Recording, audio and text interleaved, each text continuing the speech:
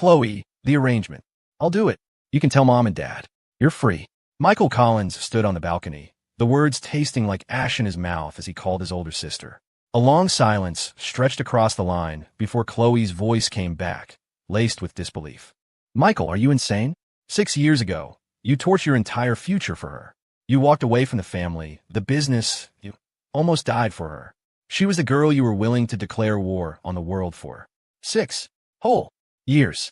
And now you're telling me you're coming home to go through with this. I was a kid. I get it now, Michael said, his voice low and hollow. I always knew she was bad news, Chloe spat. You gave up everything.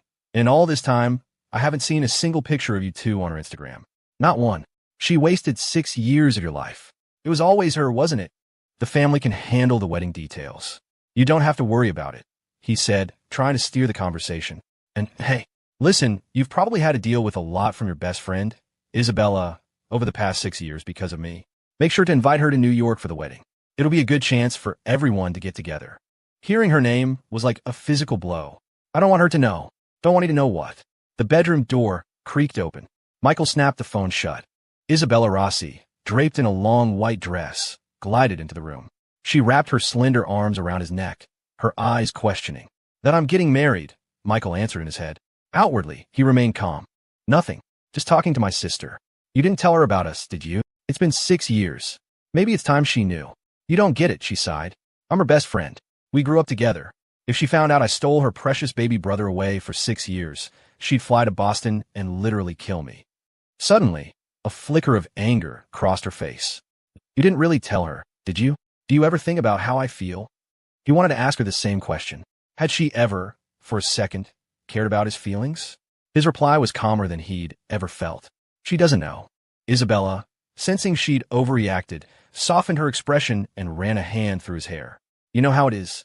Your best friend's little brother becoming your boyfriend. It's just a hard thing to bring up. Boyfriend, am I? What are you thinking about? She said, misreading his silence. For years, we've eaten together, slept together, traveled together. We've done everything couples do. Or we have not boyfriend and girlfriend. Friends with benefits. Boyfriend. No, that's not right. The word is replacement. He'd been drawn to her since he was a kid, an inexplicable pull that blossomed into a full-blown, hopeless crush in his teenage years. After high school, he'd defied his family, threatening to cut ties completely just to get into a college in Boston, all to be near her. His sister had asked Isabella to look out for him, and it was the perfect excuse to move into her apartment. Then came the night he got blackout drunk and, fueled by liquid courage, confessed everything before kissing her with reckless abandon. She hadn't pushed him away. In fact, she'd kissed him back. After a night tangled in her sheets, Michael had woken up drowning in regret. Izzy, I'm so sorry. I was out of line. So, but you're saying I shouldn't take it seriously? That was all just the alcohol. No, that's not. He stammered, but she cut him off by pressing her head against his chest. Let's be together, she'd whispered. From that day on, his life was turned upside down. Blinded by happiness, he tried several times to tell Chloe about them, but Isabella always shut it down, resistant.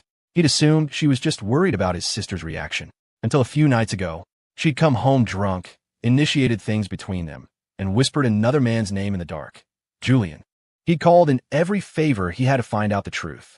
Julian Vance was her first love, the one who had dumped her to advance his career. Michael had been so naive.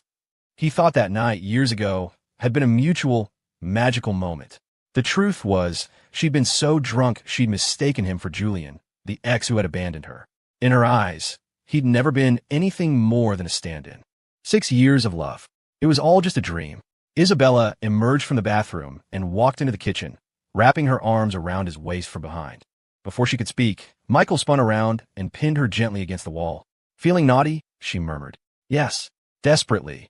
He pleaded, his voice raw. But in the next second, she pushed him away lightly, her tone half joking. Not right now. I'm not feeling great. No naughty stuff for a bit. A bitter, self-mocking smile touched his lips. The last sliver of hope in his heart vanished. His investigation had turned up more than just a name.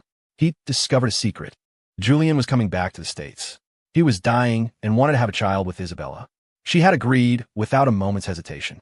Michael had clung to a desperate hope that it wasn't true. Now he knew it was. The reason she wouldn't let him touch her. She was preparing to get pregnant. For her first love. 6 years of devotion, of genuine love, had been nothing but his own one-sided fantasy. It was time to wake up. He decided then and there to leave, to finally stop loving Isabella Rossi. From that day on, her habits changed. The woman who never kept a regular schedule was now in bed by 10 and up at 7. The woman who hated exercise started going for morning runs and even signed up for yoga. The woman who lived for spicy food now ate a bland, clean diet. Michael watched her struggle through meals, forcing down food she clearly hated. He recognized that feeling, the act of changing yourself for someone you love. He, who preferred simple flavors, had spent years forcing down spicy food until his stomach burned, just to match her tastes. It turned out Isabella knew how to compromise for love. He just wasn't the one who deserved it. All the signs were there. Everything she was doing was for the child she planned to have with Julian. Michael saw it all, but said nothing. And she offered no explanation. A strange, unspoken understanding hung between them, each hiding their own secret. One night, the faint tapping of a phone screen woke him. He was a light sleeper. A sliver of light from the corner of his eye confirmed it. Isabella was messaging someone. He pretended not to notice, getting up to go to the bathroom and deliberately taking his time to give her privacy. When he lay back down, she was facing away from him, seemingly fast asleep. His eyes burned. The feeling of sharing a bed with someone whose heart was a world away was unbearable. She had never loved him. The next morning, Michael opened his eyes to see Isabella solemnly circling a date on the calendar with a pen. November 4th, her birthday. Sensing he was awake, she climbed back into bed and leaned close. My birthday's coming up. You better have a surprise plan for me. In 6 years, he'd memorized every important date in her life better than she had. November 4th wasn't just her birthday. It was also when she was most fertile. He had always been careful to avoid that day. Now, he guessed what they were messaging about last night. The highest chance of conception. They were planning the date. So, how do I look? Isabella had a stunning figure. She looked good in anything. He'd seen every outfit she owned, but he'd never seen her wear this one in the 6 years they'd been together. You look beautiful in anything, Michael said, a smile masking his unease. She raised an eyebrow, a lazy sort of seduction in her gaze. At the party today, I'm going to be the most dazzling person there. She moved to kiss him, a force of habit, but Michael turned his head slightly. Don't. I just woke up. Haven't even washed my face. In 6 years, she had never taken him to a party with her friends. Every time she went out to one, he'd act a little strangely, and she'd have to smooth things over when she got back. He made breakfast. Isabella ate a few quick bites, then rushed out the door. As he was clearing the table, he saw her phone left behind. Ding! The screen lit up with a new message notification. It's been 8 years. I can't wait to see you today. And I can't wait for our child. Will you with a white dress from our first date? I want to see you in it. The message was from Julian. So, today was the day Julian returned. She'd even worn a specific dress to recapture the feeling of their first love. She didn't want to dazzle everyone at the party. She only wanted to dazzle the one man she couldn't forget for 8 years. The truth didn't bring anger or sadness, just a profound, disconnected calm. He picked up her phone and walked to the door just as she rushed back in to get it. Isabella snatched the phone, her eyes catching the unread message. A flash of panic crossed her face. Did you look at my phone? Michael shook his head. He didn't understand her. If he was just Julian's stand-in, and now Julian was back, why continue the charade with him? Why did she seem so afraid of him finding out the truth? Was it guilt? Michael didn't want to overthink it. His departure was a foregone conclusion. Digging into Isabella's motives now would just be messy. You should go, he said gently. Don't keep your friends waiting. Isabella managed a smile, visibly relieved. She didn't say another word, just turned and stepped into the elevator. The doors began to slide shut. For some reason, Michael's heart clenched. Be more careful, he called out. Stop leaving things behind. That's what I have you for, she said, her voice fading as the doors closed. Be good. Wait for me at home. The doors sealed, and her figure vanished. He'd rather make a clean exit than be thrown out. It was like an elevator. When someone gets on, someone else has to get off. This was his floor. It was time for a dignified departure. As the doors shut completely, hiding her from view, a single tear traced a path down his cheek. He whispered to the empty space, from now on, I won't be there for you anymore. Michael pulled himself together, went back inside, and opened his laptop. He was a designer, and he'd promised to create a one-of-a-kind necklace just for her. This November 4th would be the last birthday they spent together, and he didn't want to leave with any regrets.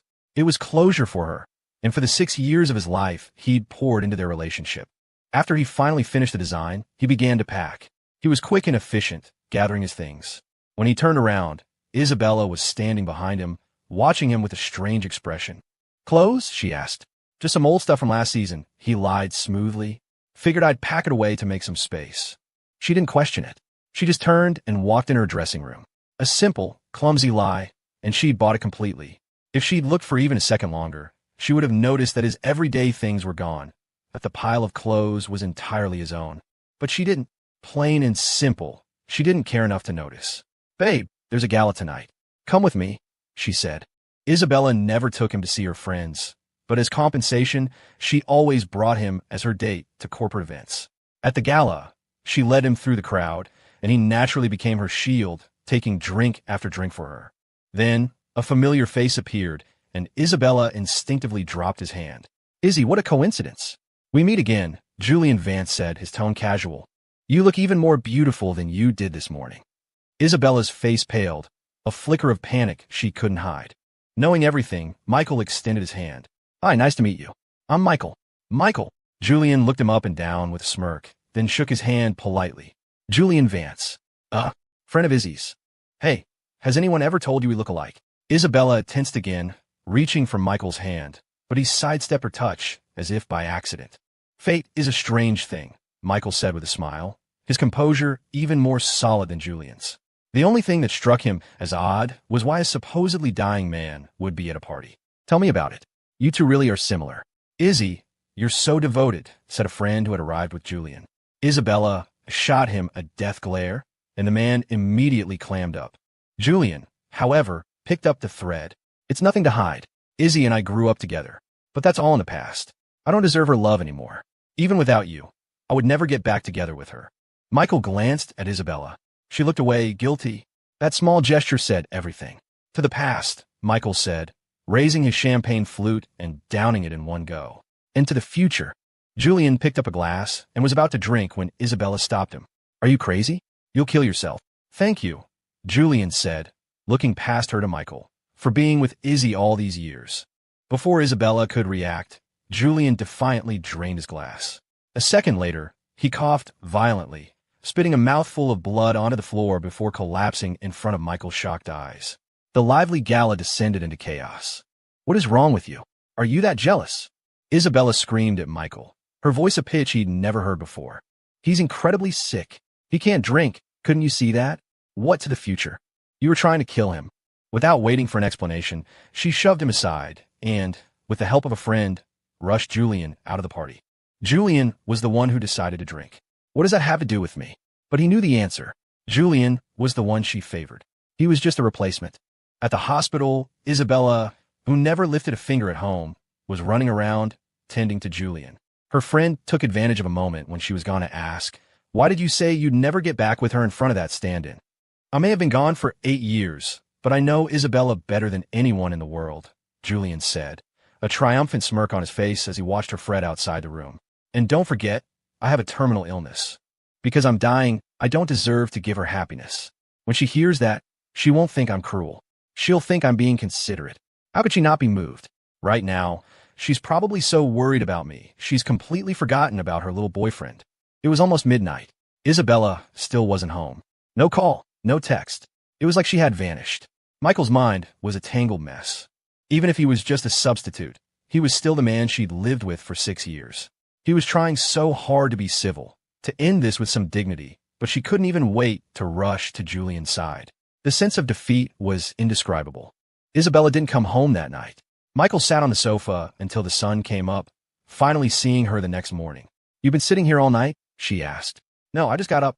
If she had looked closer, she would have seen he was still wearing yesterday's suit. "I was wrong yesterday," she said tiredly. Julian's condition was just so scary. "I'm sorry. I'm exhausted. I'm going to get some sleep." When you stop loving someone, you stop seeing them. When you stop loving someone, even an apology is just a formality. Isabella tossed her purse and phone onto the table and disappeared into the bedroom. Ding! A text from Julian came through. "Thank you for last night. It was the best night I've had in 8 years." The message sent Michael's imagination spiraling. He didn't have the courage to think about what it meant. He stood up, walked numbly to the balcony, and called a former classmate who brokered design sales. "Hey, it's Michael. I have a piece I want to sell. Is it that necklace, the vow? She asked, surprised. You showed it to me before. You said it was a one-of-a-kind piece for the most important person in your life. What happened? I just need the money, he said flatly. I don't need much. A minimum of $200,000 would be fine. With her and Julian at this point, giving her a gift like a necklace would send the wrong message. $200,000 wasn't much to Isabella, but to him, it was rent for the 6 years he'd lived in her place. Leave with a clean slate. A dignified exit. His classmate was efficient. 2 days later, she called to say the design was sold, for a price close to what he'd asked. After her commission, he had $210,000. Thanks, he said. Can you do me one more favor? Book me a flight to New York. Of course. Going to NYC for a vacation. No, he said, his voice devoid of any joy. I'm getting married. To your secret girlfriend? Congratulations. I'll have to come and celebrate with you guys. When do you need the flight for? November 4th. As soon as the words left his mouth, Isabella appeared beside him. Who was that? You have plans on my birthday? Michael breathed a silent sigh of relief. She hadn't heard. I do, he said. I'm planning your birthday surprise. Isabella beamed, not pressing for details. She loved surprises. Every year, his surprises had brought her to tears, and she was sure this year would be no different. November 4th arrived in a blur. As usual, she planned to go out with friends first and come back to celebrate with them later. The doctor said you need to eat clean. Don't drink too much at the party. You're coming with me. He looked at her, confused. She repeated herself. You've always wanted to meet my friends, right? This year we're going together. I'll introduce you to everyone. Michael was stunned. He had begged her for years to acknowledge their relationship in front of her friends, but she always had an excuse. Now, just as he had decided to leave and stop loving her, the one thing he'd always wanted was happening. Why? Was it guilt for forgetting their anniversary? An apology for staying out all night?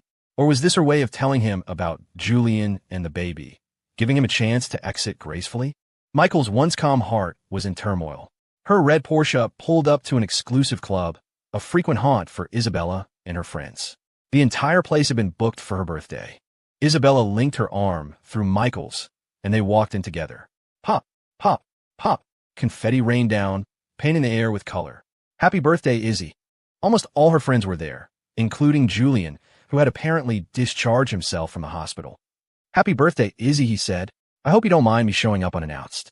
The doctor wanted me to stay, but I couldn't miss your birthday this year. Seeing him again, Michael noticed his complexion was even worse than before. You're unbelievable, Isabella said, her expression grim. I told you to stay in the hospital because there's something I've been designing for 8 years, and I had to give it to you on your birthday, no matter what. Julian produced an exquisite box and opened it in front of everyone. The brilliant sparkle inside silenced the room. It was Michael's design, the vow. In that moment, Michael felt that the man Isabella had waited 8 years for was so disgustingly fake it was hard to look at him. He wanted to step forward to expose the lie, but in the end he chose to say nothing. The design was sold. It wasn't his anymore.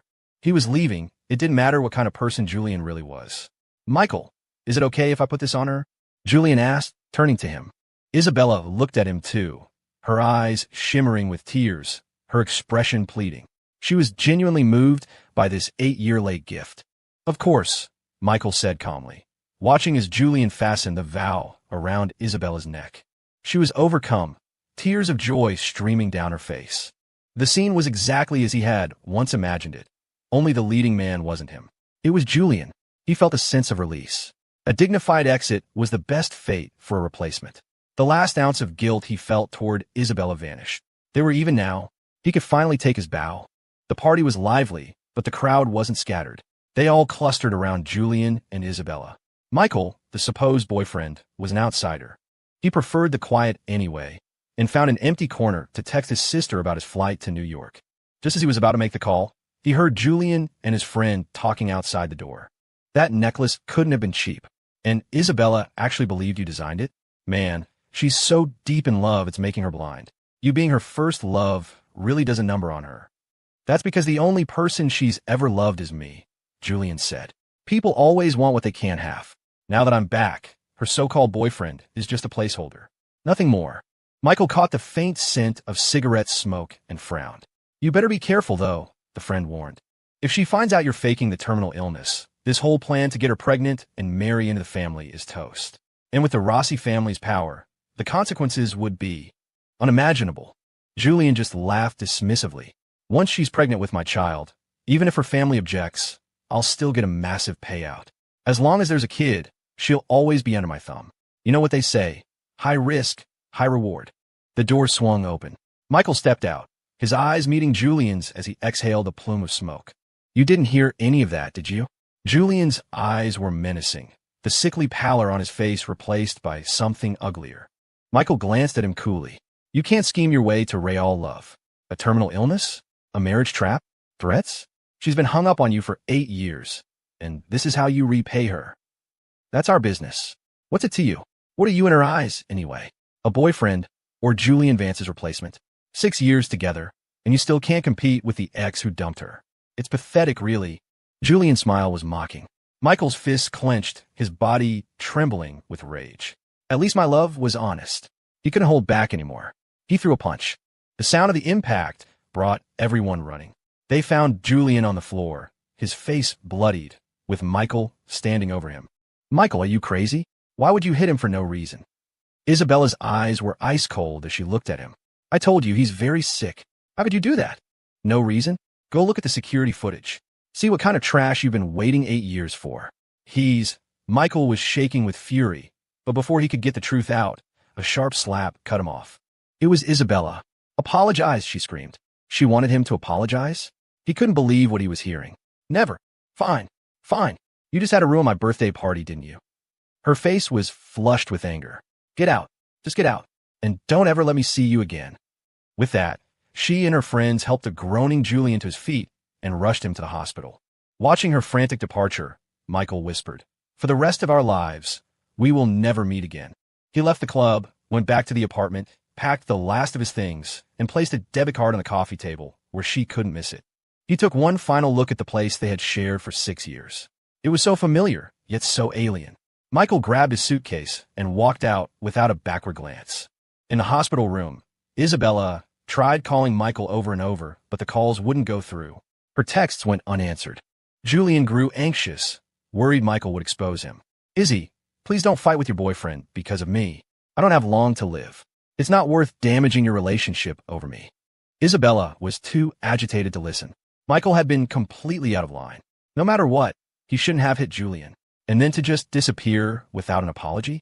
It was spineless. Julian, this was Michael's fault. He has to apologize to you, she said sternly. Izzy, really, it's not necessary, Julian said, feigning self-reproach. It's all my fault. I shouldn't have shown up, and I definitely shouldn't have said those things to you. I honestly didn't know you two had been together for 6 years. He looked at her with practiced guilt.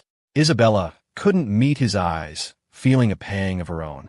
If she weren't feeling so guilty, she never would have brought Michael to meet her friends. Publicly acknowledging their relationship felt more like compensation than anything else. Izzy, it's your birthday. You should be happy. We should. Julian reached out and took her hand, his gaze intensely suggestive. Today was the day she was most fertile, the day they had planned. It would be their best chance. He had to act fast before she discovered the truth. Isabella subtly pulled her hand away. It's too chaotic. I'm not in the mood. You should rest and get better. We'll talk later. Okay. The disappointment in Julian's eyes was fleeting. As Isabella left, his friend looked worried. Looks like your plan is falling apart. She's gone. It won't, Julian said, leaning back against the pillows, a smirk playing on his lips. Didn't you notice? I don't even have to explain myself.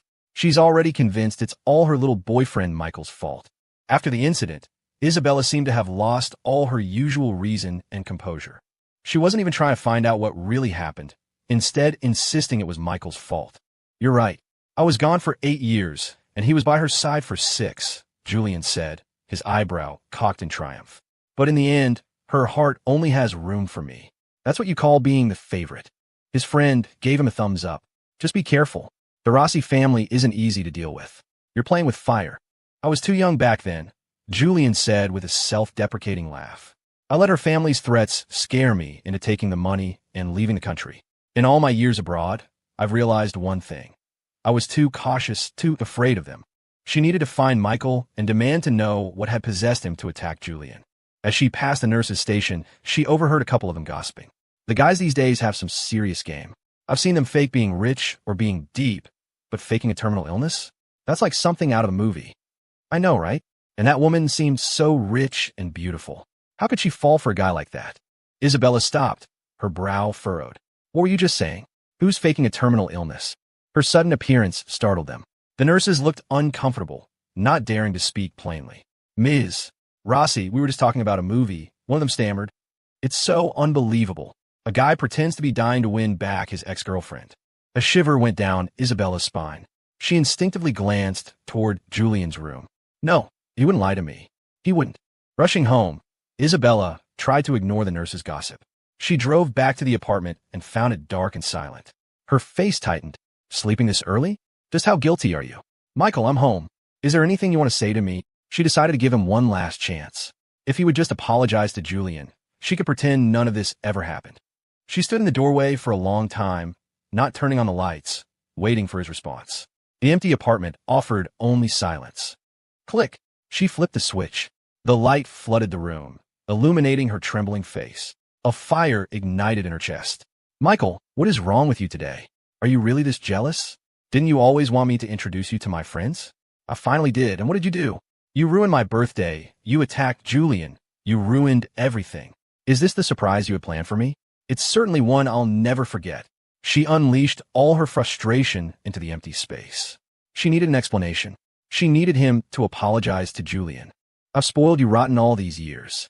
Is saying you're sorry really that hard? A wave of frustration washed over her. In her mind, Michael had always been obedient, always done what she wanted. But since the incident, she hadn't gotten a single word of explanation. Was she just a decoration? Or did he want to break up?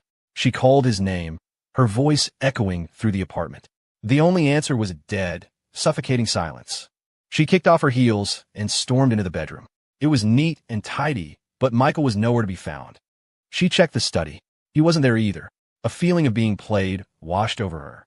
He had to be home. He was just hiding somewhere, avoiding her. Michael, come out. A sudden, inexplicable panic gripped her. She searched every corner of the apartment, but he was gone. Isabella sank to the floor, defeated, and pulled out her phone to call him again. We're sorry. The number you have dialed is not available at this time. Once, twice, 3 times. The only response was the cold, robotic voice and a piercing dial tone. He was gone, as if he had never been there at all. Her eyes finally fell on the debit card sitting on a coffee table. It was his. She picked it up, her mind going blank. He left his only bank card behind. Penniless. Where could he have gone? Isabella stood up and looked around, finally noticing the changes. His favorite mug was gone. His shoes, his clothes, all his toiletries, they had all vanished. He left? She whispered in disbelief. She suddenly remembered him packing clothes a few days ago. The clothes, they had all been his. He ran away? How dare he? Her anger surged. Fine, just fine. He hit someone, refuses to apologize, and then just runs away. Was this his way of shirking responsibility? Was this his idea of being a man? Even now, she failed to grasp the severity of the situation. She stubbornly believed that he still loved her, that he would never just disappear without a word. She was the one he adored, and the adored are always reckless, just as she had been reckless with her favoritiveness towards Julian. Isabella sat on the sofa, opened iMessage, and typed a message to Michael. You have 3 days. If you're not back in 3 days, then don't ever come back. The message sent, disappearing into a void. For a long time, there was no reply. She didn't know that the Michael who had doted on her, who had been completely devoted to her, was gone for good. He would never appear in her life again. When countless moments of despair reach their tipping point, love simply vanishes. After a long flight, Michael finally landed. As he walked out of the terminal, a flash of red caught his eye. Before he could react, a young woman stumbled and fell into his arms. Her face was flushed, her breathing quick. She looked like a painting come to life. Oh, I'm so sorry. I ran right into you, she said, quickly standing up. Her long eyelashes fluttered as she apologized, utterly charming. Michael shook his head with a smile. It's fine. Are you hurt? No. You make a great cushion, she giggled, a hint of playful mischief in her eyes. Then, with another smile, she turned and disappeared into the crowd. Wait. Michael looked down at his hand and saw a uniquely designed necklace. It must have been hers, but when he looked up, she was gone. The designer in him couldn't help but examine it. The style was unusual, completely different from anything on the market. It radiated a fiery warmth. It was a masterpiece. A fellow designer? He didn't dwell on it. Grabbing his luggage, he headed for the arrivals area and immediately spotted his family. His sister Chloe and his parents were waiting for him. He stopped in his tracks, suitcase in hand. A wave of homesickness and anxiety washed over him. 6 years ago, he had walked away from his family without a second thought. All for a girl in Boston. All for what he thought was love. He'd been so resolute. He'd barely spoken to them in 6 years. Seeing them now, he felt only a hollow nervousness. The confident, ambitious young man who had left New York was gone. 6 years of love, defeated by a supposedly dying man. He had lost, utterly and completely. As he hesitated, a warm hand rested on his head. "You little brat, don't you ever do that again, or I'm disowning you." "Chloe." Michael looked up, his eyes red and filled with exhaustion. "What's wrong? Who bullied you? Tell me, and I'll fly to Boston and hunt them down for you," Chloe said, striking a gangster-like pose. Michael couldn't help but laugh through his tears. "No one. I just missed you guys so much." "Oh, so now you admit you were wrong? When you left, you were so full of yourself, ready to conquer the world." "You've got some nerve," his mother chimed in. "Not a word from you in 6 years. You're something else." Chloe raised a fist, pretending to discipline her wayward brother, but their mother intervened. "It's your fault for spoiling him," his mother said, pinching Chloe's ear. "If you hadn't covered for him, your father and I would have dragged him back years ago. And now you have the nerve to scold him. Mom, that hurts. We're in public. Have some mercy." For 6 years, she had been his shield, making excuses for him, smoothing things over with their parents. Otherwise, with the Collins family's resources, finding him would have been child's play. Seeing his sister's predicament, Michael smiled. The warmth of family was irreplaceable. Back at home, everything was exactly as it had been 6 years ago. His mother had kept his room pristine. Every object was in its remembered place. Michael looked around and hugged her tightly. "Thank you, Mom. Mom, I'm so sorry." "My Michael's all grown up," she said, stroking his head, her eyes glistening. For 6 long years, she had worried about him constantly.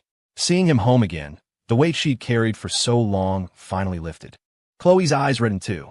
This disobedient brother of hers had been gone for 6 years, and she had worried herself sick. "You little punk, you're not allowed to leave again. You stay here and be a good son to Mom and Dad. If you don't, I'll break your legs." "You're the best, Chloe." Michael tried to hug her, but she pushed him away with a look of disgust. "You're all sweaty. Go take a shower. Mom made all your favorite food. Even I don't get this kind of treatment." "Yes, ma'am." Michael grinned. A genuine, heartfelt grin. The people who love you always feel they haven't given you enough. The people who don't always feel you ask for too much. He had always known the difference. Ding! A message from Isabella popped up on his phone. "You have 3 days. If you're not back in 3 days, then don't ever come back." "What's wrong?" Chloe asked, noticing his expression shift. "Nothing. Just spam." Michael quickly typed a reply. "Isabella, we're done." He sent the message, then deleted her contact and blocked her number. From this moment on, there would be no Isabella Rossi in his world. After that, he stretched, grabbed his clothes, and headed for the shower. His mother had prepared a feast. She'd cooked everything herself, all his favorites. At the dinner table, his parents and sister kept piling food onto his plate. He ate everything, his usual small appetite gone. Tonight, he devoured 3 full bowls of rice. "Did you come back from famine? You're eating like a ghost who hasn't seen food in centuries.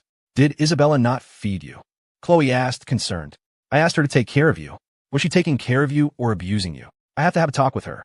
When Michael left for Boston, Chloe had specifically asked Isabella to look out for him.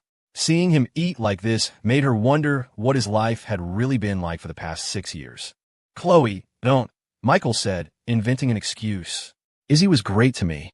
It's just that Mom's cooking is too good." Whether or not Isabella wanted to go public with their relationship didn't matter anymore. Michael was done. He just wanted those 6 years to fade away with his departure, to disappear from his world completely. He no longer loved her, and he refused to be like her, clinging to a past that was over. "Oh, right, it's her birthday today. She's probably out partying. Did you tell her you were leaving?" "She should have known," Michael said quietly. If she had paid even a shred of attention to him, she would have known. "She's probably getting back together with that ex of hers right now," Chloe scoffed. "If you ask me, that Julian guy is nothing but a gold digger. He took over $1 million from the Rossi family to leave her back then, and now he just waltzes back in. A friend of mine who was abroad told me he got into some trouble over there. He owes a lot of money and has some legal issues. I doubt any woman besides a lovesick fool like Isabella would touch him." Being in the same social circles, Chloe always had the inside scoop. Michael just smiled, offering no opinion. It was Isabella's business now. Whether Julian was sincere or not had nothing to do with him. When it came to Julian, Isabella lost all ability to think clearly. The power of a first love, even after all these years, was immense. Otherwise, she never would have been so oblivious to his own strange behavior. If she had looked at Julian with any rationality, she would have seen the red flags. But she hadn't. After he'd punched Julian, she hadn't even bothered to ask why, just assuming he was being jealous and irrational. Plain and simple, her favoritism had never been for him. He didn't want to think about her anymore, didn't want to revisit the love that had brought him nothing but defeat. "Chloe, one more bowl." "You're going to eat yourself sick," she grumbled, but she got up to get him more rice anyway. Her tough love act made their parents laugh. Chloe might talk a big game, but she loved her little brother more than anyone. After dinner, back in his room, Michael took out the necklace the girl had accidentally left with him. The design was brilliant. The more he looked at it, the more impressed he was. In a world without Isabella, it seemed like everything was ready for a new beginning. The next morning, Chloe dragged Michael out of bed, mysteriously telling him she was taking him somewhere special. "Chloe, I just got back. Can I just rest for a day?" "What are you talking about? It's not often your big sister has free time. I'm taking you somewhere you'll love." She tossed a set of clothes on the bed and told him to get changed. He couldn't argue with her. He put on the clothes and went with her. In the car, he asked, "Why are we dressed up? Are we going to gala?" "What gala?" "You study design, right? There's a private exhibition. You'll love it." "I do love design, and going to an exhibition makes sense," Michael said, a sly grin on his face. "But Chloe, you've always hated these things. Why are you so eager today?" He could already hear the subtext. Chloe's favorite pastime was bragging about her amazing friends. Sure enough, she immediately launched into a speech about how brilliant her friend was, how many years she'd studied design, how many awards she'd won. A torrent of accolades. She rattled off a list of titles she could barely pronounce herself. Youngest designer of the year, youngest winner of some prestigious award, the goddess of the design world, and so on. Michael played along, feeding her ego. "Wow, you're amazing, Chloe. Even your friends are this incredible. Don't you feel a little inadequate?" "Of course not, Chloe frowned, looking like she wanted to kick him out of the car. "What's there to feel inadequate about? I'm the executive director of the company now. But look at all her titles. You're just an executive director." Ouch. Before he could finish, Chloe's free hand shot out and pinched his arm hard. "When you meet my friend," she said through a clenched teeth smile, "I hope you maintain this attitude." He yelped in pain, begging for mercy. They were both designers. They would have a civil conversation, not an argument. The only person he ever really argued with was his sister. The car soon pulled up in front of the gallery. Even though it was early, the place was already bustling. Clearly, Chloe's friend was a big deal. Chloe hopped out and started greeting people she knew. Michael followed, but she shooed him away, telling him to go look at the exhibition and not distract her from scoping out the cute guys. He walked into the gallery on his own and was immediately stunned by the designs on display. Each piece was unique. Each design was a work of genius. He was captivated, warm and passionate. He murmured, stopping in front of a silver brooch. "I never knew silver could be designed to be so gorgeous, so full of warmth. It's truly unique." "Silver's greatest strength is its malleability," a voice next to him said. "You can shape it into anything you want. It's my favorite material.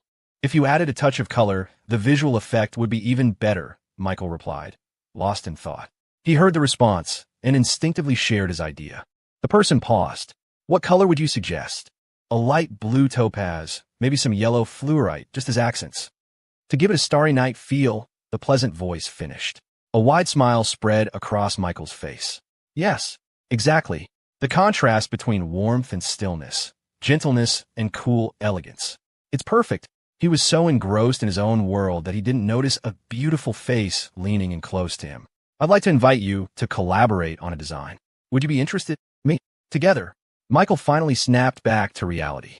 He looked up and saw that flash of brilliant red again. It was the girl from the airport. Like yesterday, she was wearing a striking red dress. Their eyes met, and the calm in her gaze rippled. Her eyes sparkled, and the cool aura around her instantly melted away, replaced by a warmth as radiant as the morning sun. "It's you. It's nice to officially meet you. I'm Sarah Evans, Chloe's friend." Sarah's eyes crinkled into a smile. She leaned in a little closer, and the fresh, subtle scent of her perfume filled the air. Michael felt his face flush. In his 20s, he'd barely interacted with any women other than Isabella. "Hi, Michael Collins. Are all these your designs?" "They are. But I've noticed you have a real eye for design. A brilliant sense of creativity." Sarah extended her hand politely. Michael took it briefly, a gentlemanly gesture that seemed to earn him a few points in her book. "Shouldn't you return what you took from me yesterday?" she asked playfully. "It wasn't on purpose. I was on call out to you, but you disappeared so fast." Michael took out the necklace she had dropped and handed it to her. He had suspected from the beginning that it shared the same design language as the pieces here. Already hitting it off, Chloe appeared, smirking at Michael's red face. She nudged Sarah. "My little brother's not bad, right? Feeling any sparks?" Now, it was Sarah's turn to blush. Seeing them both looking like embarrassed children, Chloe couldn't stop laughing. "See? You're both even thin-skinned in the same way. Tell me you're not a match made in heaven." "Chloe, there are people watching. What are you talking about?" Michael said, then turned to Sarah. "I'm sorry. My sister's just like that. Don't mind her." Right. I'm the one with no manners," Chloe said, winking. "My job here is done. I don't know anything about design, so I'll leave you two to it." She scurried off to chat with her friends, giggling. Michael was mortified. His sister was so unreliable. This was beyond awkward. "So, what do you think of this necklace?" Sarah asked, breaking the silence. Their shared interest was the perfect icebreaker. Soon, they were deep in conversation. Every one of Sarah's pieces was stunning, and Michael's critiques were always spot on, cutting to the core of each design as if he'd been part of the creative process.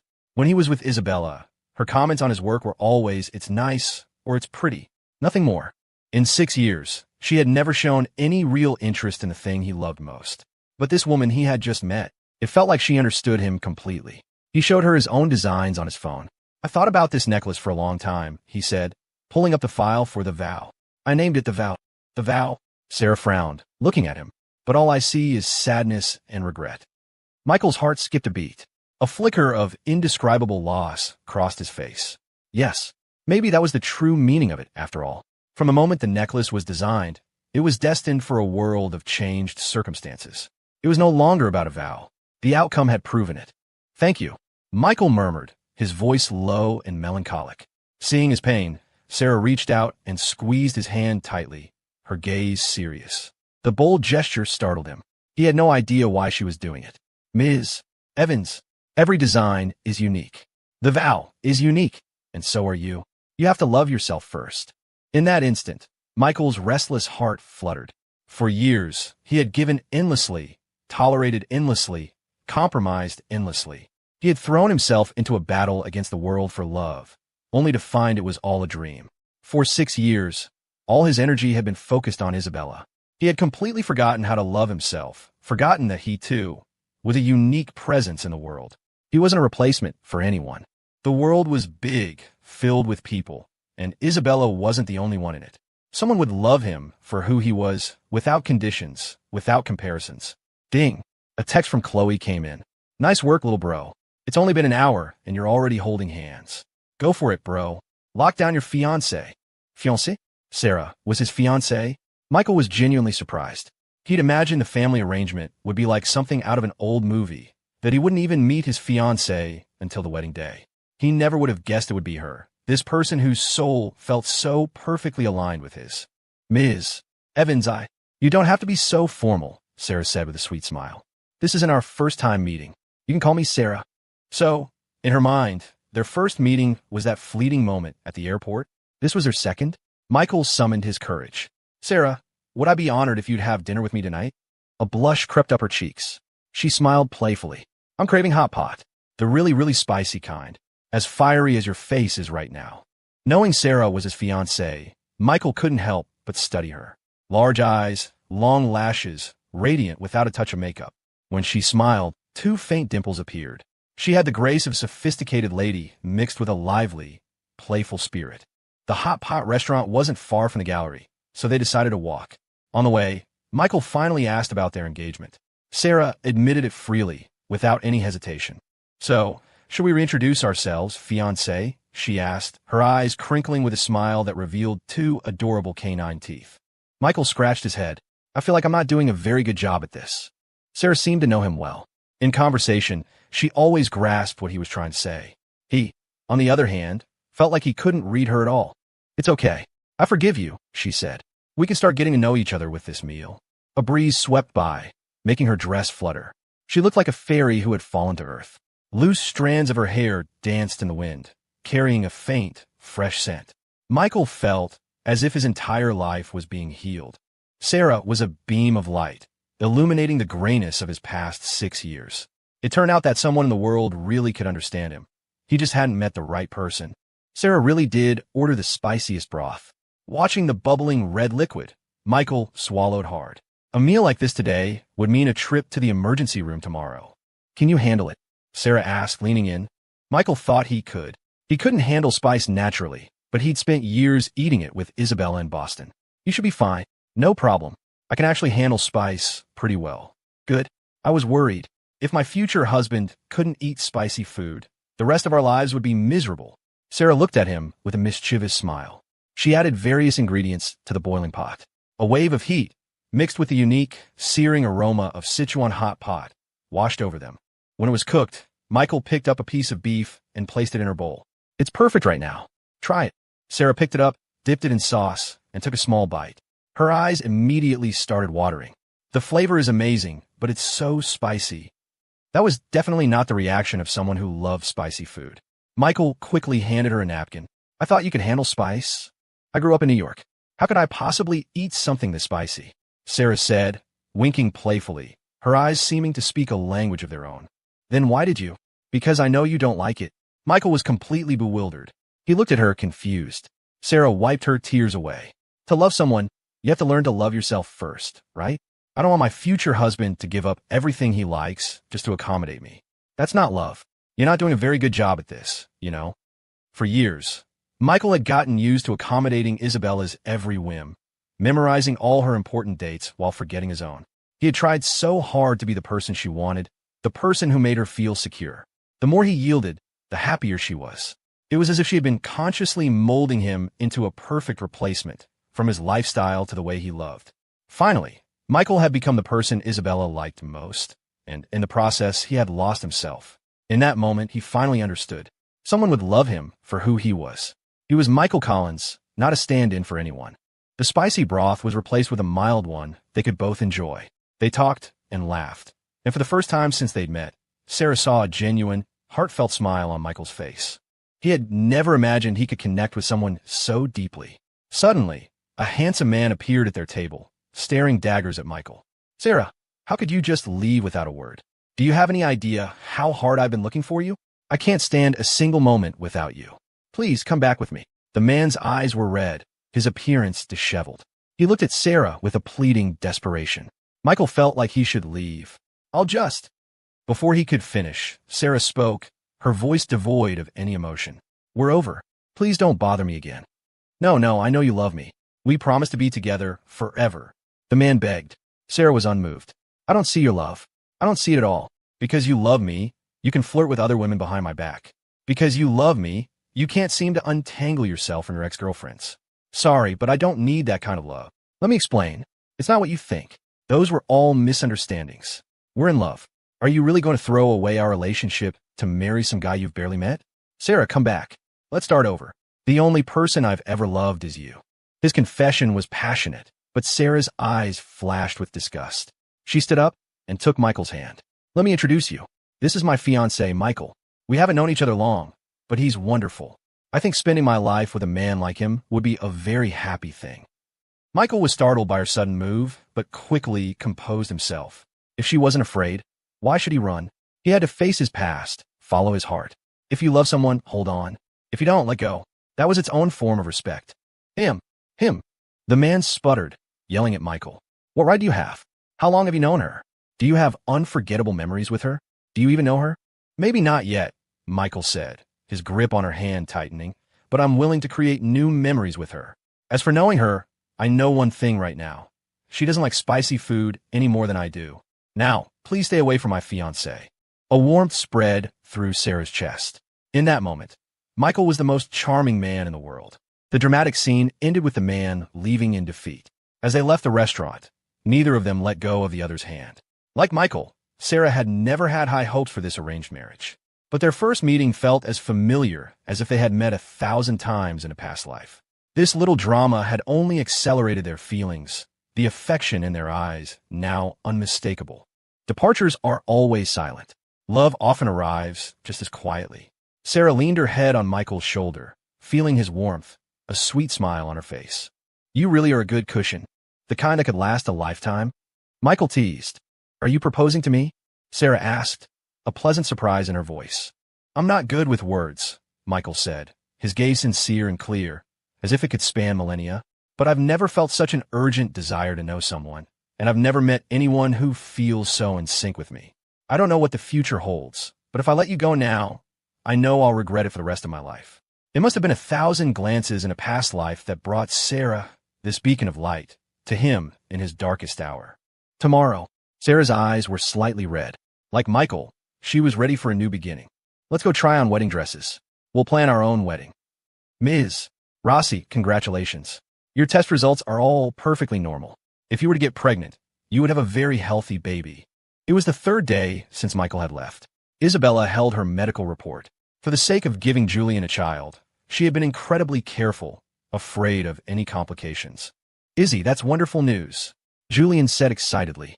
But there was little joy in Isabella's expression. When Michael was still here, she had desperately wanted to have a child with Julian to fulfill his dying wish.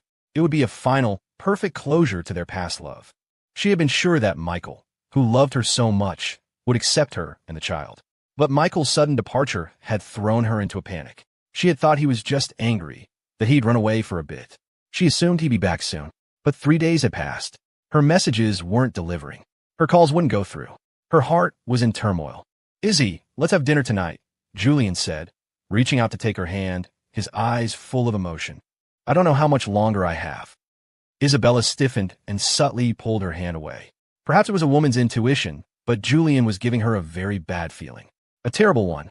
Her mind was a mess. She made another excuse to postpone things. Watching her leave the room, Julian dropped his gentle facade and called a friend. What a coincidence that the necklace was designed by Michael.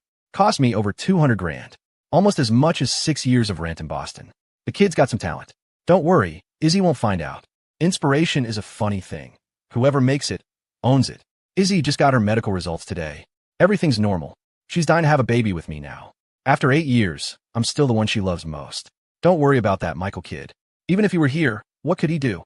Izzy only ever saw him as my replacement. Oh, and that security footage at the club, make sure you handle it. If Izzy finds out what we were saying, it's all over. Spend whatever it takes to get that footage deleted. Isabella, who had returned to grab her forgotten purse, froze, her hand on the doorknob.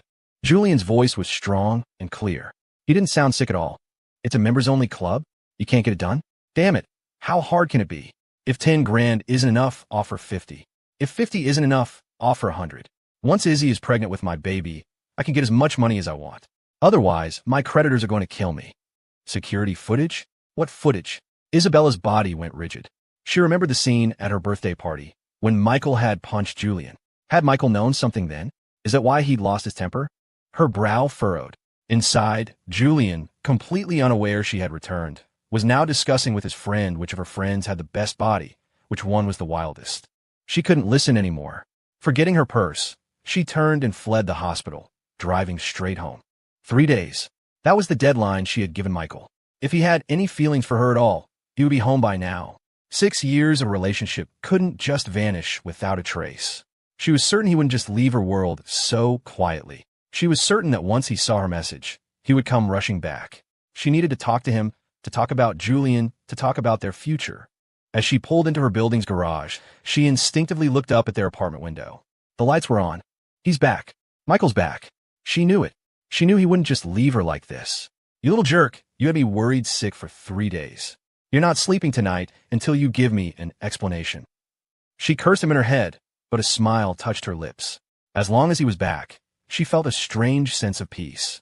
She parked the car and rushed upstairs, fumbling with her keys. Michael, where have you been? I was so worried, you know that. Her words died in her throat. The apartment was a mess.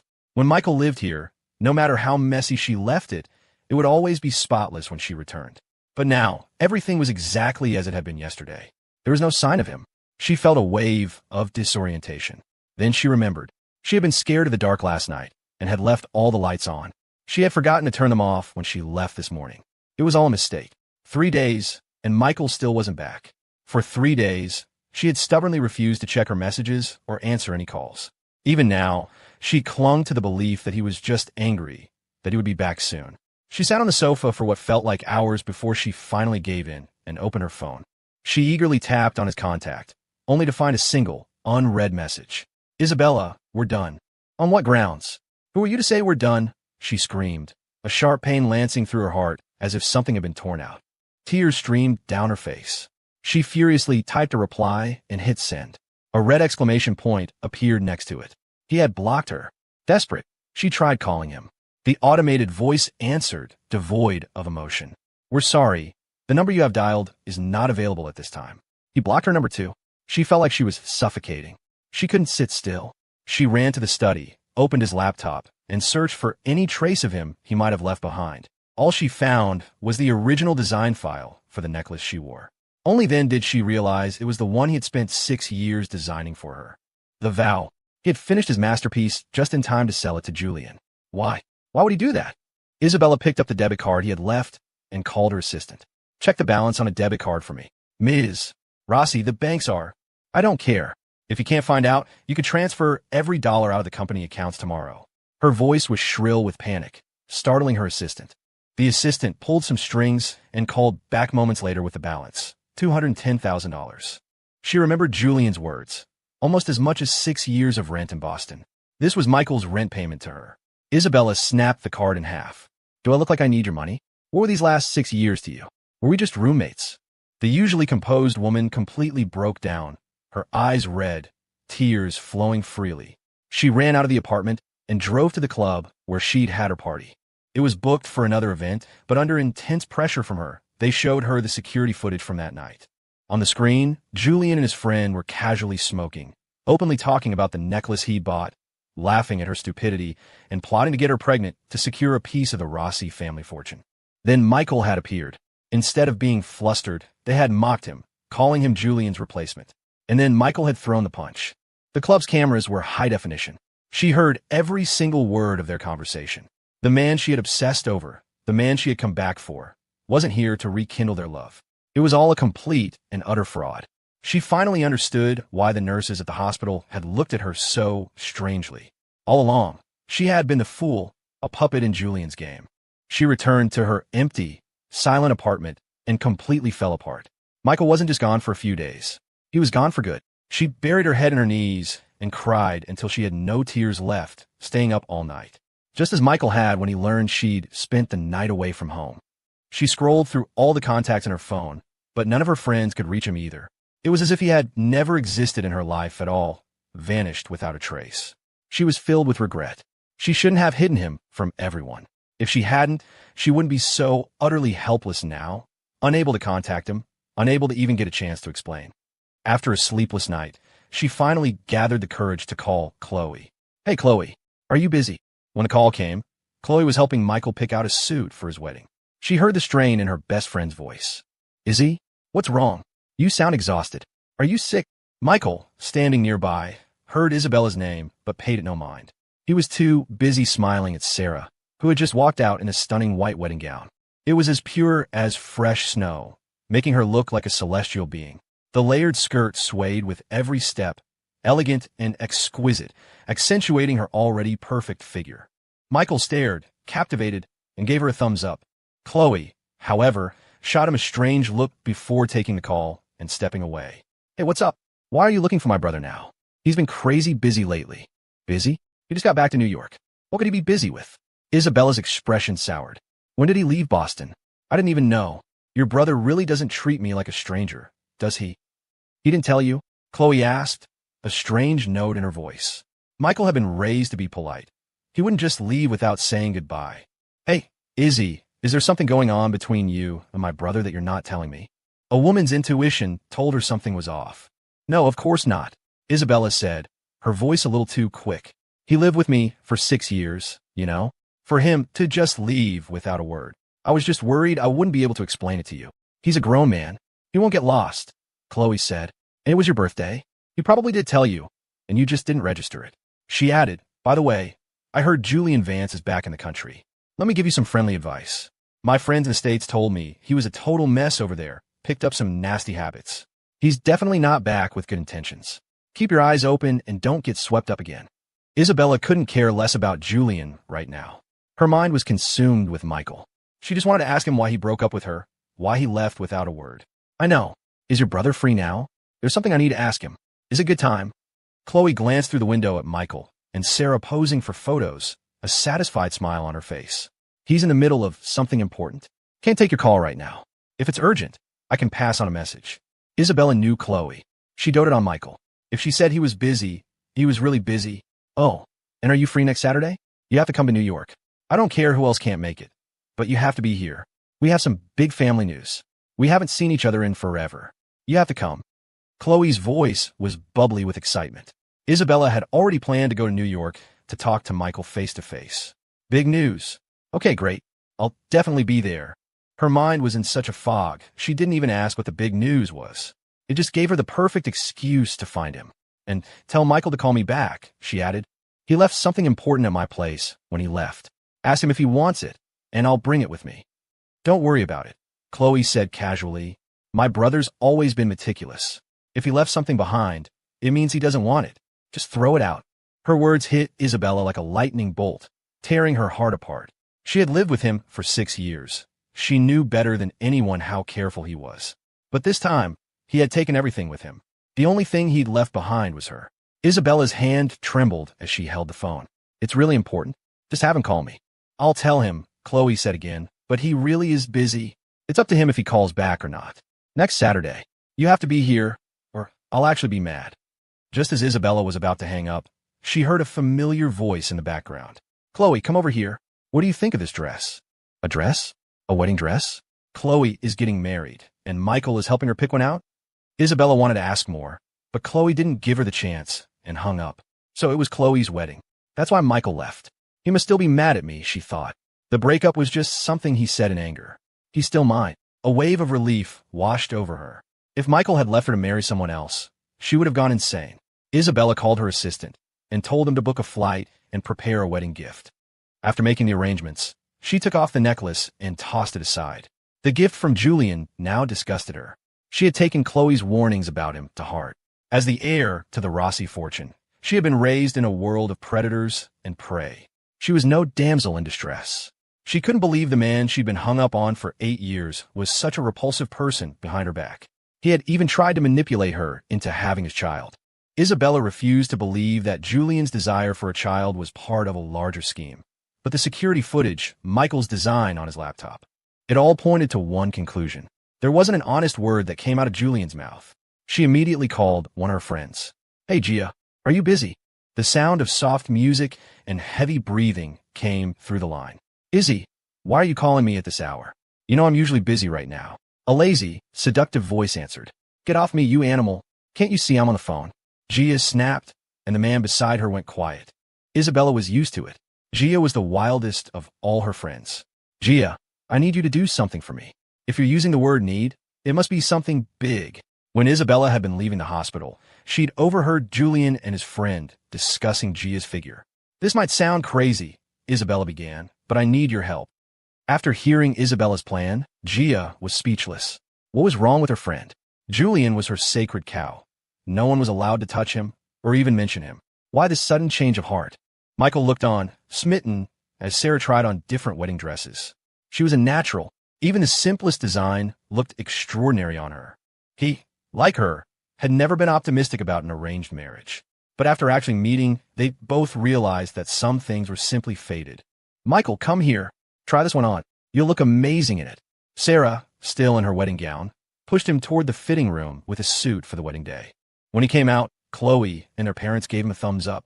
Wow, what did I tell you? My little brother is the handsomest man alive, Chloe exclaimed. Their parents' eyes welled up with tears. Seeing him in his wedding suit, they felt that Michael had truly grown up. He was no longer their reckless, impulsive boy. Is it okay? Michael asked, looking at Sarah. She nodded shyly, but then boldly said, My husband is the most handsome man in the world. The whole family burst into laughter. It was clear she was very happy with him. Michael looked at her with deep affection. Marriage, starting a family, these are things he had once dreamed of, yearned for. But now that the day was almost here, it finally felt real. In the mirror, they were a perfect match. A handsome couple, made for each other. The woman he had once been willing to risk everything for was gone. His bride was someone else. Someone gentle, considerate, whose soul resonated with his.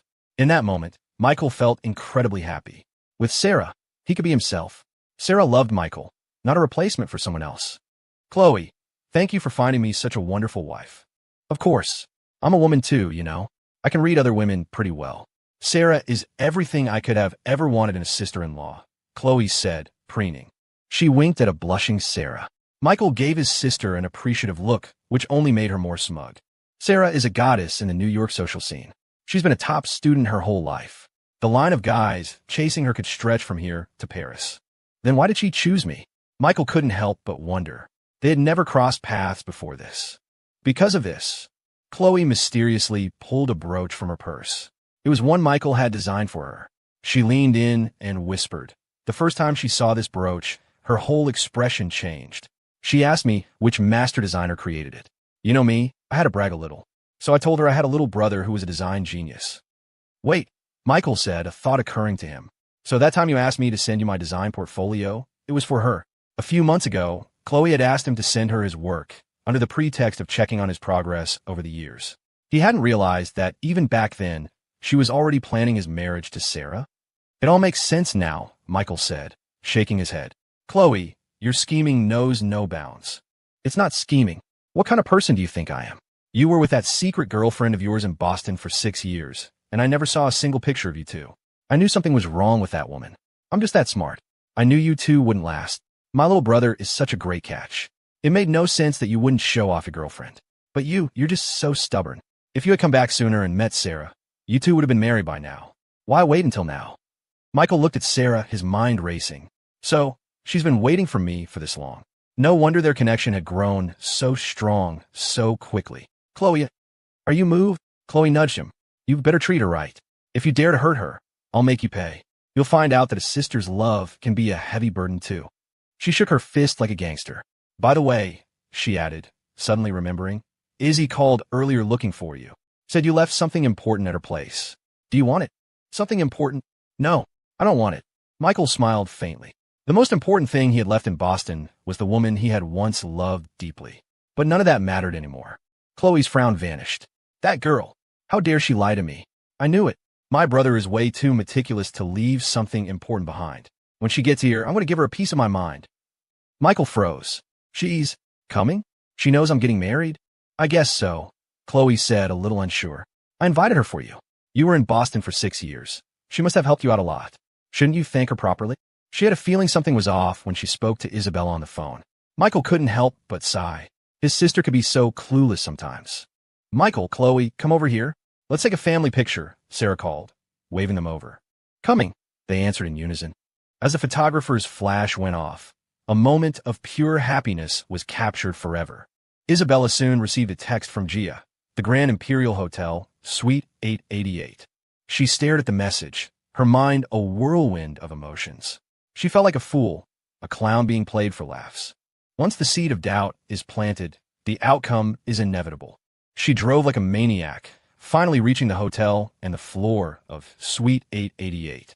A few of her closest friends had already booked the room next door, complete with professional listening devices. When she walked in, they all looked at her with pity. Izzy, Julian just went in. He's in the shower right now. They hadn't expected her to test Julian this way, and clearly, he had failed. Isabella's face was a mask of stone. She took the headset from her friends and put it on. A moment later, she could hear Gia and Julian fooling around next door. Julian, you've got some nerve, Gia's voice purred. Asking me out behind Izzy's back. Aren't you afraid she'll kill you? Doesn't that just prove my love for you? Julian's voice was strong and confident, nothing like the weak, frail man she knew. I'm risking my life just to see you. Aren't you moved? Isabella listened, her expression unchanging. She had expected to feel rage, to scream, but her heart was as still as a dead pond, without a single ripple. Hee, you're terrible, Gia cooed. I took a risk coming here too. It's all your fault for being so charming. You got me all hot and bothered. You're not the only one. I've been back for so long, and Izzy hasn't even offered to spend the night with me. I'm starting to doubt if she even has feelings for me, Julian complained. I've been so frustrated lately. Come here, baby. Hey, slow down. No. As Julian lunged for her, Gia pushed him away. This man was disgusting. Is this really a good idea? Izzy waited 8 years for you. You must still be in love with her. You even designed that necklace for her. I want one too. I didn't design that. I'm not that talented, Julian admitted freely, too caught up in the moment to realize that Isabella was listening to every word. It was a coincidence, really.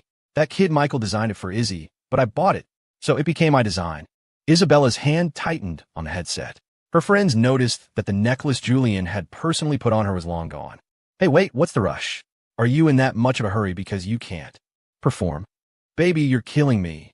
Julian was flushed, desperate to have the beautiful woman in front of him. You'll see in a minute. What terminal illness? That was all a lie to fool Isabella. If it wasn't for that, she never would have paid attention to me again, never would have agreed to have my child. So, your terminal illness is a lie too? Gia giggled. Of course. I'm perfectly healthy, Julian bragged, lunging for her again and pinning her to the bed. I can't wait any longer. I want you right now. Gia struggled. No, stop. Help. Help me. Someone's trying to assault me. Go on, scream, Julian said, even more aroused. The louder you scream, the more excited I get. Bang. The door flew open.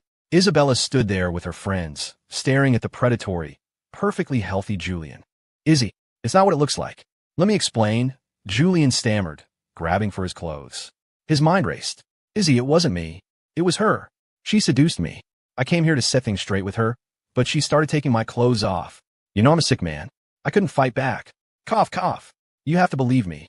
He thought his explanation was perfectly plausible. Isabella had been devoted to him for 8 years. What kind of love leads to that kind of dedication? Even if they had slept together, he was confident he could make her forgive him. Explain? Explain what? Why do you need to explain? What are we to each other? Isabella's voice was as cold as ice. Julian froze, stunned. He suddenly realized the look in her eyes had changed. There was no longer any trace of love, only an endless, chilling cold. So pathetic, Gia scoffed. Izzy, you were really blind. 8 years waiting for this piece of trash. It's disgusting. Her friend chimed in, furious on her behalf. 8 years. For 8 whole years, Isabella hadn't moved on, and the man she had obsessed over was this shameless, bottom-feeding scumbag. Julian finally understood. You set me up. You had her seduce me, didn't you? Isabella, I can't believe you've become this kind of woman in 8 years. I told you so many times, I'm a sick man. I don't have long to live. Why would you use such a cheap trick to test me? He roared, playing the victim, turning the accusation back on her. You make me sick. Isabella threw his medical report at him. She had gotten the real results from her assistant while at the hotel. With her resources, she could have found the best doctors in the country to treat him. But Julian had refused. At first, she hadn't understood why. Now she did. No. His lies exposed, Julian lost it. It's not like that, Izzy. I didn't mean to lie to you. I just couldn't forget you. For 8 years, I've thought about you every single day. I regret my decision every single day. I was wrong to leave you. All I want now is to be by your side. Nothing and no one can keep us apart. He fell to his knees, begging for forgiveness. But Isabella had woken up. She was no longer his puppet. Julian, it's over. Michael was right. Compared to your schemes, at least his love was honest. 2 tears escaped and ran down her cheeks. Seeing Julian, this pathetic wreck, she finally knew who she truly loved. For 6 years, her heart had been slowly captured by Michael, but her world had never made a space for him. That's why he had left so quietly. That honest, open love, she had destroyed it with her own hands. Isabella wiped her tears away and managed to smile. Girls, I'm getting married. Make sure you all come to the wedding. Who is it? Is it that Michael guy? Her friends asked excitedly. They had a good impression of him, and compared to the pathetic loser on the floor, he seemed even more impressive. Who else could it be? Isabella smiled brightly. Michael? It's Michael. Isabella, you're insane. Julian screamed, his eyes bloodshot. On what grounds? He's just my replacement. I'm the one you love. After all his scheming, he couldn't accept this total defeat. You never were. He is the only man I will ever love in this life. Isabella, you dare to play me? Julian pointed a trembling finger at her. You were the one who promised to have my child. The friends gasped at this explosive revelation. They had no idea Isabella had made such a promise to Julian. That's because I thought you were dying, Isabella retorted, her voice dripping with contempt. So I played along. What are we to each other? Why would I have a baby with you? Having a baby with a dying man. Does that sound realistic to you? Her words were brutal. Julian completely lost it. Isabella, you wait. You will regret this. You will regret this for the rest of your life. Regret? It took me 8 years to see you for who you really are, to realize how foolish I was. Why would I regret that? What about you is worth my regret? An ex-boyfriend with no connections who I broke up with 8 years ago? There is nothing about you worth regretting. Every word landed like a blow, piercing Julian's heart. The other women snickered. If it wasn't for his status as Isabella's ex, he wouldn't even be allowed in their social circle. Humiliated and enraged, Julian pushed through the crowd to leave. As he stepped out of the room, he ran into 2 police officers. Who called the cops? That would be me, officer, Gia said, leaning against the doorframe, a robe wrapped around her. It was this man. He tried to rape me. If it wasn't for my friend showing up, I would have been assaulted. You, bitch. Officer, don't listen to her. She seduced me first. Julian stammered, panicked. Isabella calmly held out her phone. Officer, I have a recording. Gia clearly said no and was screaming for help. It was as if he'd been struck by lightning. Julian finally realized he'd been played by Isabella again. He never dreamed she would be the one to send him to jail. Officer, I'm not interested in a settlement, Gia said, her voice dripping with drama. This should be prosecuted to the fullest extent of the law. A woman's honor is very important. The officers didn't waste any time. They took the recording and escorted Julian away. Isabella, you'll regret this. You'll regret this. His voice faded down the hall until it was gone. A dark cloud lifted from Isabella's heart. She knew it was time to tell everyone about her and Michael, to stand by his side proudly, as his girlfriend, his fiancée, his wife. She would go to New York, explain everything to him, and they would start over. Wow, this is beautiful. Did you do all this for me? Michael led Sarah to their wedding venue ahead of time. In just a few short days, he had poured all his energy into her. Before them was a sea of flowers. He had arranged for the entire field to be planted. She felt she would never meet another man as perfect as him. One lifetime isn't enough. The next one won't be either. Michael suddenly dropped to one knee. Sarah's eyes widened, a look of shocked delight on her face. A mist formed in her eyes, and she covered her mouth, her voice trembling. Are you proposing to me? Their wedding was just days away. She had never dared to hope for a proposal. Click. Michael opened a ring box. A stunningly exquisite, uniquely designed diamond ring was revealed. As a designer herself, Sarah was instantly captivated. It was the most brilliant, most perfect, most unique design she had ever seen.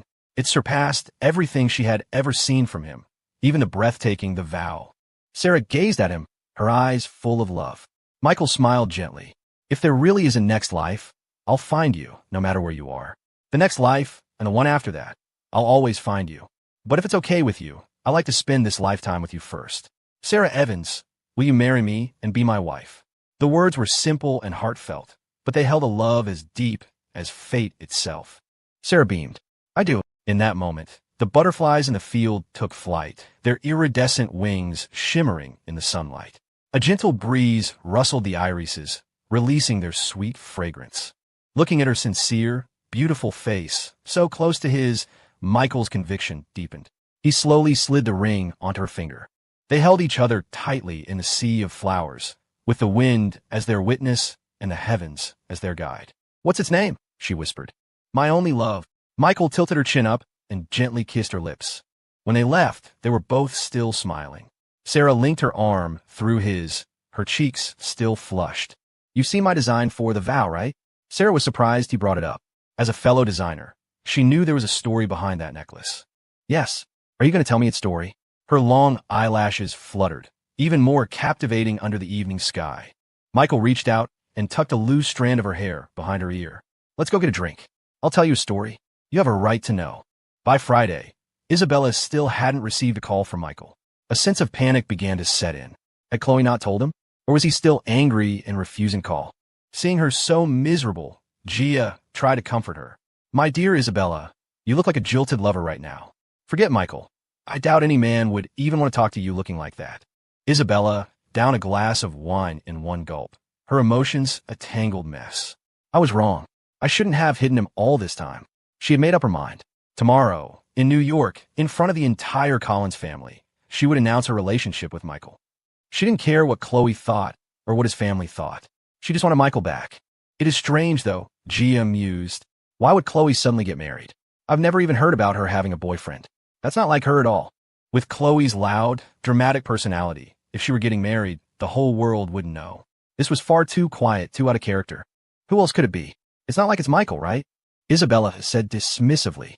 But as the words left her mouth, her heart gave a strange lurch. He had been with her for 6 years. A love like that couldn't just be thrown away so easily. This is so complicated, Gia sighed, stretching. You better think this through. With Chloe's personality, if she finds out her precious little brother ran away from home for 6 years just to be with you, all hell will break loose. You two might not even be friends anymore. Isabella didn't answer. She knew she owed Michael an explanation, owed his family an explanation. Whatever the consequences, she was ready to face them. Are you coming with me? Of course. We're best friends. If you two really start fighting, I need to be there to mediate. But seriously, Izzy, I think you should reconsider. If Chloe finds out, the fallout will be catastrophic. I know, Isabella said, but I need to give those 6 years a proper ending. Michael was right. Love should be honest and open. She still believed Michael was just angry with her. She would win back their love. She had once thought he was just a replacement for Julian, but after he left, she finally realized it was Michael she loved, not Julian. Michael was never a replacement. He was her one true love. For him, she would give up everything, endure all the judgment, all the scorn. All she wanted was him. Thinking about their 6 years together, a small smile touched her lips. Gia, what do you think? At Chloe's wedding, if I proposed to Michael, wouldn't that be interesting? Are you crazy? Gia was horrified by the bold idea. It was always the man who proposed to the woman, especially in their circle. A woman of her status would never do something so undignified. You're Rossi. If your family finds out, they'll disown you. A proposal? Forget about it. Besides, that's Chloe's wedding. If you ruin it, she'll hate you for the rest of her life. Gia held Isabella's face in her hands, pleading with her to be rational. Sweetie, don't do something stupid. Isabella's expression was serious. The stupidest thing I ever did was let Michael leave. Gia couldn't understand their relationship, but Isabella knew that the one thing Michael had always wanted was for their love to be public. There was no better time than at this wedding. Oh my God, but doing it again. Gia even considered texting Chloe a warning, but Isabella seemed to read her mind. As my best friend, keeping my secret is the least you can do, right? It must be my good karma from a past life that I ended up with you. Gia groaned, feeling an urgent need to find a boy toy to blow off some steam. She could already picture the chaos at tomorrow's wedding. Isabella didn't give her a chance, dragging her off to buy a ring. That night, they flew to New York. The wedding was held at the best hotel in New York. The Collins family was prominent, and the Evans family even more so. Both families had spared no expense. This wasn't just about the happiness of their children. It was about the future partnership between their two families. But unlike other business mergers, Michael and Sarah were genuinely in love. By 10 in the morning, the guests had begun to arrive. The hall was buzzing with excitement. Isabella and Gia arrived early, chatting and admiring the decorations. This is weird. What is Chloe thinking? Gia complained. Doesn't she need 2 gorgeous bridesmaids like us? They hadn't heard a word from Chloe since arriving in New York last night. Isabella frowned. In arranged marriages like this, the wedding party is usually chosen by the groom's family. If Chloe had a choice, she never would have forgotten us. For some reason, ever since she'd arrived, she'd had a growing sense of unease. I can't let this go. As her best friend, I have to text her and call her out for abandoning us for a man. Gia pulled out her phone. Chloe, what's the deal with your future husband? Is this how he treats your best friends? He hasn't even shown his face. What a diva. A long time passed with no reply. Gia and Isabella didn't think much of it, assuming Chloe was just busy. A minute before the wedding march began, Gia's phone buzzed. It was Chloe. What future husband? Girl, are you still half asleep? My brother is getting married today. Her brother. Gia's words caught in her throat, and she clapped a hand over her mouth. She hadn't realized the big news was Michael's wedding, and Isabella was planning to propose to him here. What's wrong? Isabella asked, looking at her confused. Well, Gia felt like she was going to lose her mind. Before she could explain, the wedding march began to play. Gia looked at Isabella with resignation. You should just see for yourself. The doors at the end of the aisle opened. All eyes turned to the entrance. Isabella looked too. A handsome man in a black tuxedo walked slowly down the aisle, a radiant, happy smile on his face. On his arm was a woman in a wedding gown, her face veiled, but her stunning beauty was still visible. It was the bride and groom, Michael and Sarah. Isabella felt as if she had been struck by lightning. She stood frozen, unable to process what she was seeing. I thought this was Chloe's wedding, she mumbled. Chloe had told her there was big news. She had just assumed, but seeing Michael with another woman, a woman who was clearly not Chloe, there was only one possibility. Today was Michael's wedding. He got married, and the bride isn't me. He left me, came back to New York, and became someone else's groom. Isabella's mind exploded. 6 years of memories flashed before her eyes. The blood in her veins turned to ice. There was only panic, regret, and a bitter sense of loss. She stared blankly at the scene, feeling as if she were trapped in a nightmare, unable to move. Gia looked at her friend, wanting to say something but not knowing what. As if possessed, she started to rush toward the altar. Chloe, who had just arrived, saw her and grabbed her arm, hissing, "Isabella, what are you doing?" "No, no," Isabella sobbed. "Chloe, help me. Michael and I have been together for 6 years. I don't want him to—" Smack! Chloe slapped her hard. "What are you talking about? Get a grip." The moment Isabella had tried to rush the stage, Chloe had understood everything. No wonder Michael had never gone public with his long-term girlfriend. That girlfriend was her own best friend. She had been deceived by her for 6 years. No one else noticed the drama. All eyes were on the couple on stage. The officiant completed the ceremony. "Michael Collins, do you take Sarah Evans to be your lawfully wedded wife, to have and to hold, from this day forward, for better, for worse, for richer, for poorer, in sickness and in health, to love and to cherish, till death do you part?" "I do." Michael's voice was strong and clear. Isabella stood frozen, the pain in her chest making it hard to breathe. Michael was right. His love had always been honest and open. That one sentence, "I do." Isabella heard it with perfect clarity. She would never forget it for the rest of her life. She had lost him. She had lost her one true love. She had let him become someone else's groom. The wedding ended. Chloe finally got the full story from Isabella. Their friendship ended with that confession. "Chloe, I'm not asking you to forgive me," Isabella begged. "I'm just asking you to let me see Michael one more time. Just once. I want to apologize." Just then, Michael appeared with Sarah by his side. Their eyes met. The love that had once filled his gaze was gone, replaced by the polite distance of a stranger. "I'll wait for you in the back," Sarah said to him. "This is the last time. Next time, I might actually get mad." "It's okay." He turned to Isabella, his voice as calm as if he were talking to a stranger. "Isabella, you needed to see me." It was no longer the boy who would have given up the world for her. I never agreed to break up with you. That was your decision, not mine. I didn't tell you to leave. You can't leave. The person you should be marrying is me, not her. Come back to Boston with me. We'll get married. We'll have a baby. We'll be happy, okay?" Isabella screamed, her composure shattered. She fumbled for the diamond ring she had bought. She was a shadow of her former self, no longer the proud, regal woman he knew, but a desperate, broken one. "Isabella, what are you talking about? I'm married. I love my wife very much, and we'll be very happy. As for you, I think you need to accept reality. You can't change the past. Learn to live with it. I wish you and Julian happiness." He had spent 6 years trying to prove his love for her. In the end, all it proved was that he was a disposable replacement. Maybe in this moment, Isabella finally understood everything, but Michael had already woken up. He would not make the same mistake again. "But you love me. She's nothing. What about our 6 years?" Michael squeezed Sarah's hand, his gaze unwavering. He needed to put a final, definitive end to this. "Isabella, let's be clear. The person you loved was never me. I was just a substitute for Julian. He's the one you could never forget, the one you wanted to spend your life with. That's why you were willing to have his child, but refused to go public with me.